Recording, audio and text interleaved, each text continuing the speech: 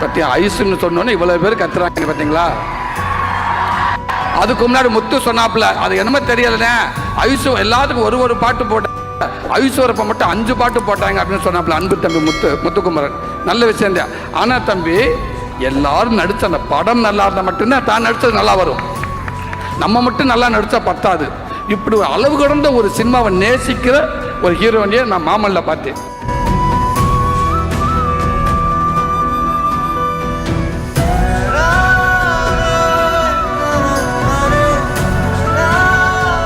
எப்படி அவங்க ஒத்துக்கிட்டு, உண்மைக்கு உங்களை தவிர இது யாராலும் இந்த இடத்துல இருந்ததுன்னா இவ சரியா பண்ணிருக்க முடியுமான்னு தெரியாது.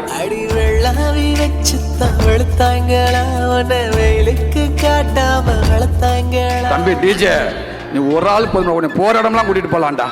ஏற்குள்ள போல சைஸா இருக்கு, இது கீழே விழுகிற அளவுக்கு நீ விசில் அடிச்ச தம்பி. மட்டிக்கினாரு ஒருத்தரு, இவரை காப்பாத்தணும் கத்துரு. ஐசுக்கு ரொம்ப நன்றி. இன்னைக்கு இருக்க ஹீரோயினிகள் வந்து பற்றி ஐசுன்னு சொன்னோன்னே இவ்வளோ பேர் கத்துறாங்க பார்த்தீங்களா. அதுக்கு முன்னாடி முத்து சொன்னாப்புல, அது என்னமோ தெரியலண்ணே, ஐசு எல்லாத்துக்கும் ஒரு பாட்டு போட்டாங்க, ஐஸ்வரப்ப மட்டும் 5 பாட்டு போட்டாங்க அப்படின்னு சொன்னாப்புல அன்பு தம்பி முத்துக்குமரன். நல்ல விஷயம் தான். ஆனால் தம்பி, எல்லாரும் வருவரப்போ அங்கே கைதட்டினாங்க தம்பி, நல்ல விசில் அடிச்சாங்க அன்பு தம்பிங்க தங்கச்சிங்க. ஆனால் ஐசு வந்தப்ப ஒரே மனுஷன் அத்தனை பேருக்கு ஈக்குவலாக ஒருத்த விசில் அடிச்சான். அது யாராண்ட நீ மட்டும்தான் அங்கிட்டு யாரா அங்கே அவ்வளோ சவுண்டுக்கு ஈக்குவலாக ஒருத்தங்கிட்ட விசில் வர யாருன்னு பார்த்தோம்னா நீ ஐஸுக்காக அவ்வளோ விசில் அடிச்ச. நானும் உனைய பார்த்தேன், நீ எனக்கு எவ்வளோ அடிச்சன்னு தெரியல. ஆனால் இது என்னது மிக்சியா ஏர் கூலரா இவ்வளோ சைஸாக இருக்கு, இது கீழே விழுகிற அளவுக்கு நீ விசில் அடிச்ச தம்பி.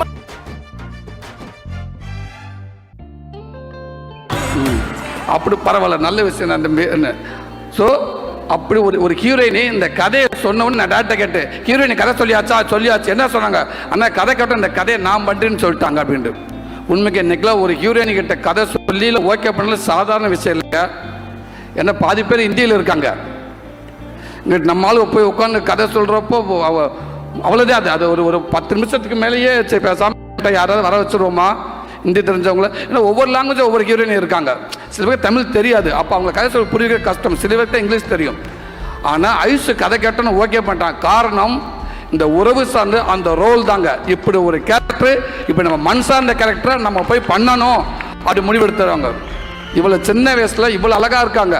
அப்படி இருக்கிறப்ப இவங்க நீங்கள் படம் பார்த்தீங்கன்னா அவங்களுக்கு தெரியும் இந்த ரோல் எப்படி அவங்க ஒத்துக்கிட்டு. உண்மைக்கு உங்களை தவிர இது யாராலும் இந்த இடத்துல இருந்ததுன்னா இவ சரியா பண்ணிருக்க முடியுமான்னு தெரியாது.